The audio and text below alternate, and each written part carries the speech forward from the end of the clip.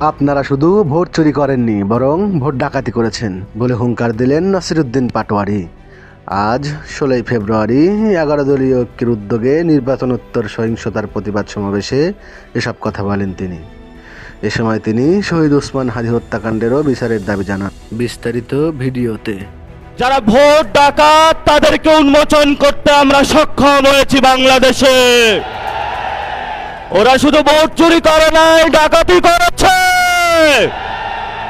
আমাদের সুস্পষ্ট অনেকগুলো দাবি রয়েছে। আজকে নির্বাচনের পরে 11 দলীয় যে ঐক্য রয়েছে, আমরা জনগণের সামনে উপস্থিত হয়েছি।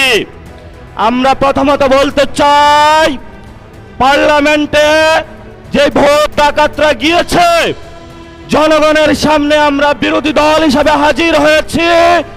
আমরা রাজপথে থাকব।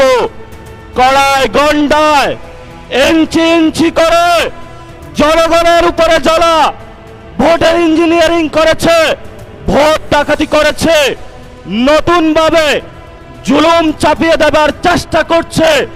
আমরা তাদের কাছ থেকে বুঝে নেব ইনশাআল্লাহ।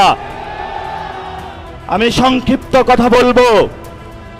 আমাদের ভাই শহীদ ওসমান হাদী আজকে আমাদের মধ্যে থাকতে পারতেন।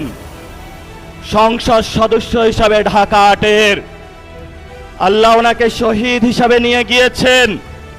আমরা বিচারের দাবিতে মাঠে গিয়েছি।